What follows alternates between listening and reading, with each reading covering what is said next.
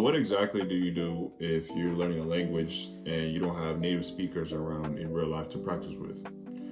I'm going to show you how exactly I practice languages, and I'm going to give you some tips based on if you're practicing speaking, if you're practicing writing, listening, or speaking, writing, listening.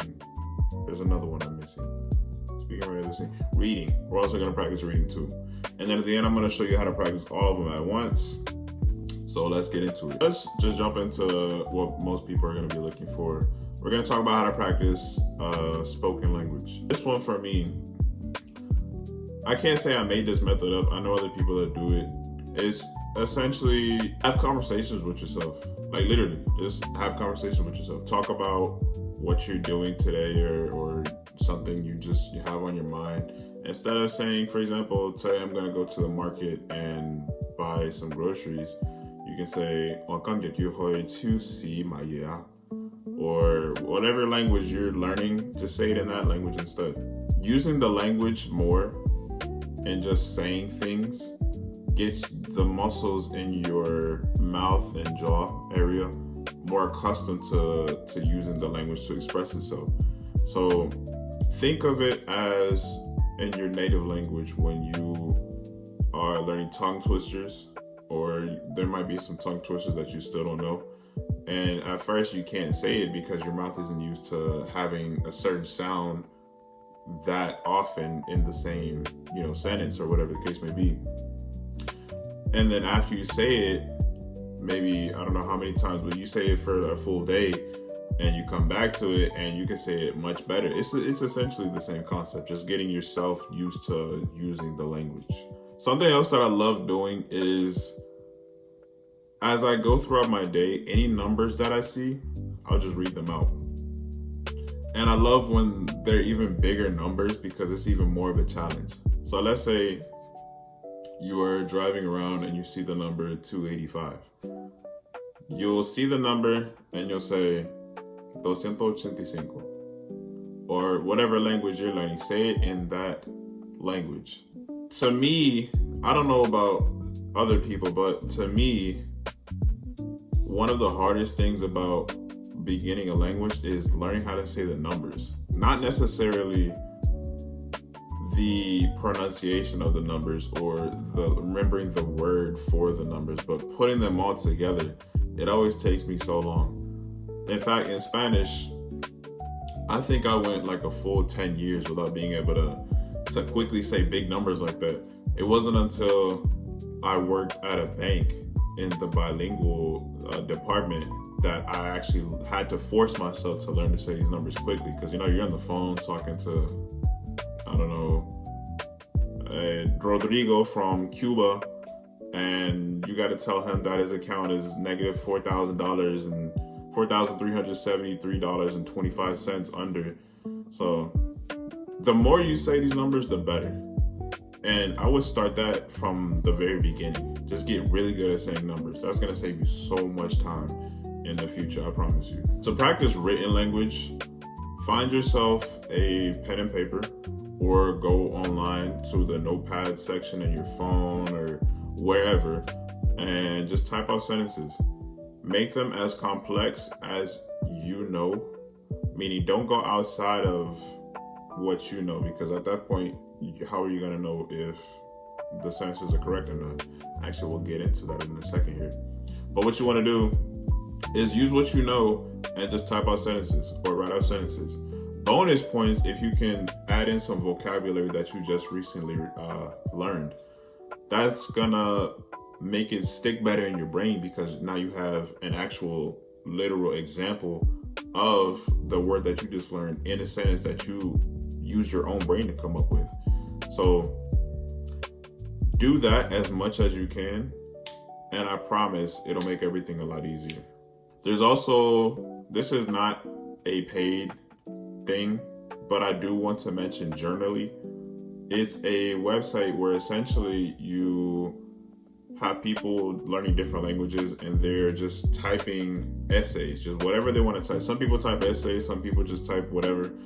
But go to this website And you can start up your own profile and set your target language. Type whatever you want to type in your target language. And then other people who are native speakers or very proficient in the language will come after you and they'll give you corrections on what you type.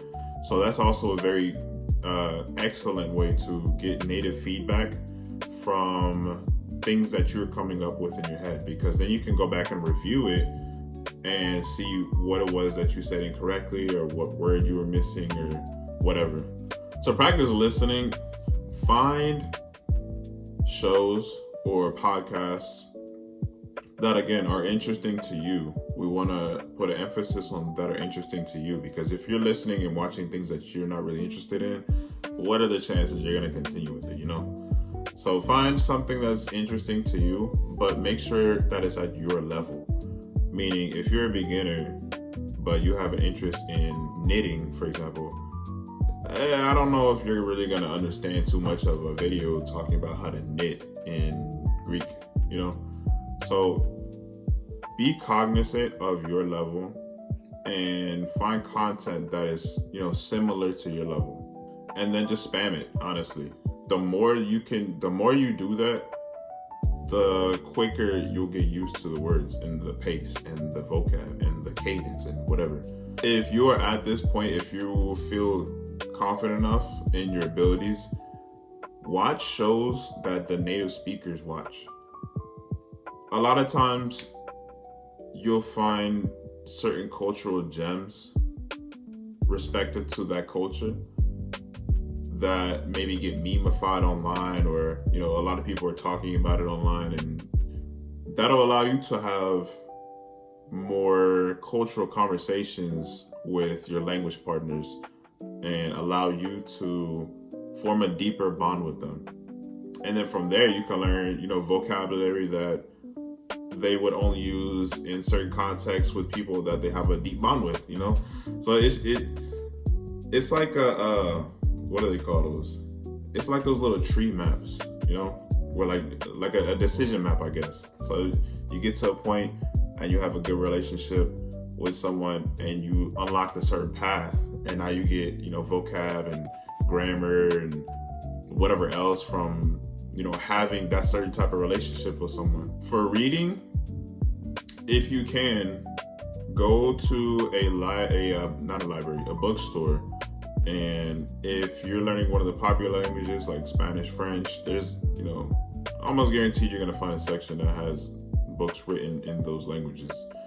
If you are learning a language that isn't really spoken or available in your city, state, community, province, whatever, you can go online and find online books, or not even books really, just really any content, again, around your level that you can read, things that you find entertaining, once again.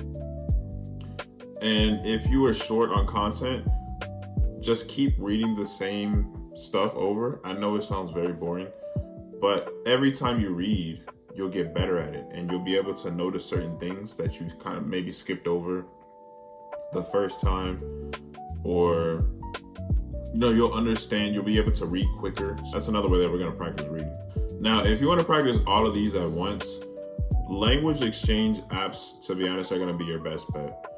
That is, the ones that I use are both HelloTalk and Tandem.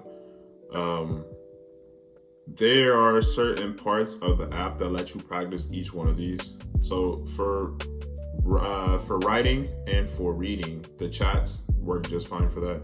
You can also practice speaking and listening in the chats with them via voice messages, or you can jump into a live chat room or a voice room where you can also practice all four of them at once if you wanted. If you want even more practical methods that I personally use, look at the description and join the ebook waiting list. I got a ebook coming out very soon with much more tips and many more methods that I personally use on a daily basis to learn these languages like I do.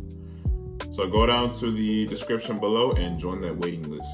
If you like this video, make sure you like, make sure you subscribe. And if you have any questions about literally anything language learning related, please comment. I love talking about languages. I love helping people learn languages. So please, if you have any questions, do not hesitate. Now, all of these solo practice methods work like magic, but to be honest with you, it'll only work if you have a solid foundation built. So what we're gonna do is after this, we're gonna go to this video right here and we're gonna check out how exactly I would learn a language starting from day one for free and as a polyglot in 2026.